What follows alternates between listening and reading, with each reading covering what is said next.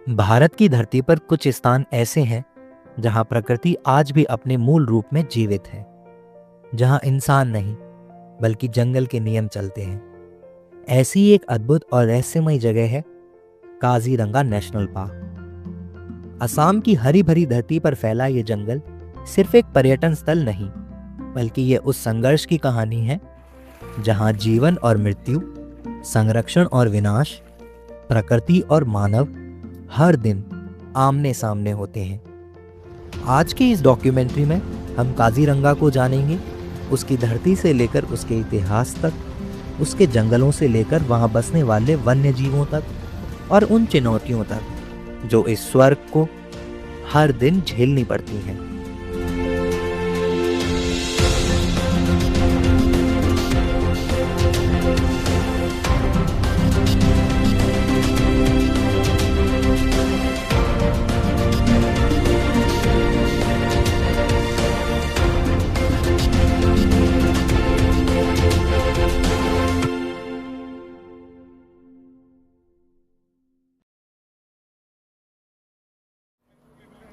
तो मैं मौजूद हूँ असम की शान काजीरंगा नेशनल पार्क।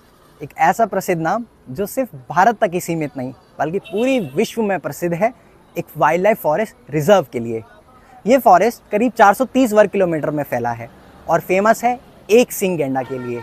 वो गैंडा जो कभी विलुप्त के कगार पर था और आज संरक्षण की मिसाल बनकर खड़ा है।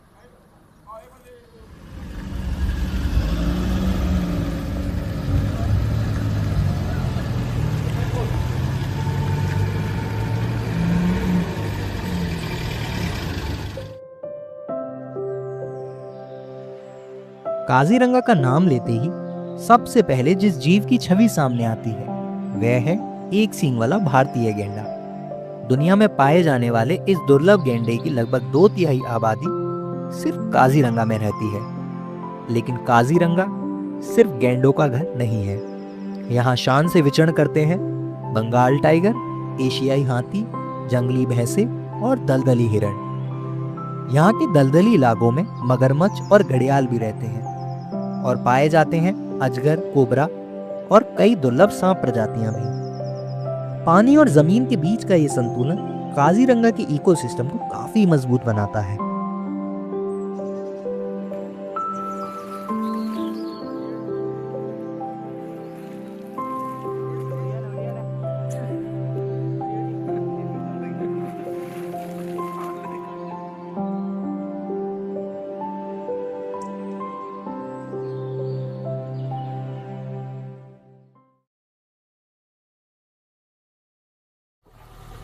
अगर आप लोग काजीरंगा का प्लान बना रहे हो तो सबसे पहले आपको आना होगा गुवाहाटी और गुवाहाटी से आपको बस मिलेगी काजीरंगा के लिए।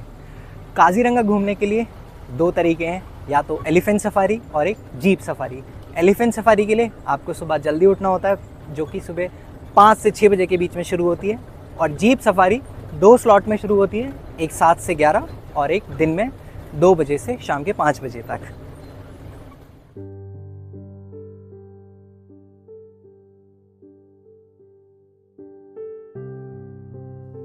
आज काजीरंगा असम की पर्यटन अर्थव्यवस्था की रीढ़ बन चुका है। यहाँ पर्यटक जीप सफारी और हाथी सफारी के जरिए जंगल को करीब से देख सकते हैं। सबसे अच्छा समय होता है नवंबर से अप्रैल, जब मौसम साफ होता है और जंगल जीवित दिखाई देता है। यह नेशनल पार्क फैला हुआ है ब्रह्मपुत्र नदी के दक्षिणी किनारे पर, जिसकी वजह से यहाँ हर साल मानसून के दौरान भीषण बाढ़ आती है। यहाँ का भूगोल इसे बाकी जंगलों से बिल्कुल अलग बनाता है। यहाँ आपको मिलते हैं ऊंची ऊंची एलिफेंट ग्रास के मैदान, गहरे दलदल, छोटी छोटी नदियाँ और बाढ़ से बने नेचुरल आइलैंड। यह बाढ़ भले ही देखने में विनाशकारी लगे, लेकिन यही बाढ़ काजीरंगा के जंगलों को नई जिंदगी भी देती है। यह मिट्टी को उपजाऊ बनाती है और घास के मैदानों को पुनर्जीवित करती है। यहाँ पाई जाने वाली एलिफेंट ग्रास गैंडों और हिरणों का भोजन भी है और उन्हें शिकारियों से छिपने का आवरण भी देती है। यहाँ करीब 500 से अधिक पक्षी प्रजातियां भी पाई जाती हैं। सर्दियों में साइबेरिया और मध्य एशिया से हजारों प्रवासी पक्षी यहाँ आते हैं।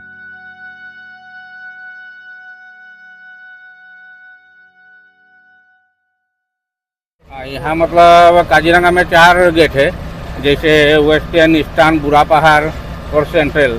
तो अभी फ़िलहाल एक ही खुला है, वेस्टर्न। बाकी सब फ्लैट में मतलब अभी भी पानी भरा हुआ है। और सेंट्रल जो सामने वाला गेट है, फ्लैट में एक पुल टूट गया, इसीलिए वो बंद है अभी। मतलब फ़िलहाल एक ही खुला है अभी, वो वेस्टर्न गेट। अभी हम लोग जा रहे हैं वेस्टर्न पे सफारी के लिए। सबसे वो कौन सा है, जैसे सबसे हाँ, कौन सा पीरियड अच्छा रहता है आने के लिए, कौन सा महीना? फरवरी मार्च। फरवरी मार्च। हाँ, क्योंकि उस टाइम में मतलब जितना बड़ा बड़ा ग्रास है ना, हाँ ये ग्रास सब बार्निंग कर देता है। और हाँ, बार्निंग कर देता है, हाँ। तो टाइगर दिखने का भी फुल चांस रहता है। अच्छा। दिसंबर जनवरी में भी अच्छा होता है। तो उस टाइम में मतलब ये टूरिस्ट बहुत ज़्यादा रहता है। टूरिस्ट ज़्यादा होने से अच्छा नहीं होता है साइडिंग। 1905 में जब लॉर्ड कर्जन की पत्नी मैरी कर्जन यहाँ आई तो उन्होंने देखा असम का गौरव गैंडा धीरे धीरे लुप्त की कगार पर है। उसी दिन से उन्होंने उद्देश्य बनाया कि इसको बचाना है, और तभी से शुरू हुई काजीरंगा की कहानी। काजीरंगा न केवल गैंडों का घर है, बल्कि यहाँ टाइगर, एलिफेंट्स, जंगली भैंसे और 300 से अधिक पक्षियों का घर माना जाता है। काजीरंगा की कहानी संरक्षण की एक प्रेरणादायक मिसाल है। 20वीं सदी की शुरुआत में यह इलाका गैंडों के अवैध शिकार के कारण तेजी से खाली हो रहा था। साल 1904 में ब्रिटिश भारत के वायसराय लॉर्ड कर्जन की पत्नी लेडी मैरी कर्जन जब यहाँ पहुंची तो उन्होंने एक भी गैंडा दिखाई नहीं दिया। यही क्षण काजीरंगा के इतिहास का टर्निंग पॉइंट बना। 1908 में इस क्षेत्र को आरक्षित वन घोषित किया गया और धीरे धीरे यह एक सुरक्षित क्षेत्र बनता चला गया। साल 1950 में काजीरंगा को नेशनल पार्क का दर्जा मिला और 1985 में यूनेस्को ने इसे वर्ल्ड हेरिटेज साइट घोषित किया। आज काजीरंगा दुनिया के सबसे सफल वाइल्ड लाइफ रिजर्व स्थलों में गिना जाता है।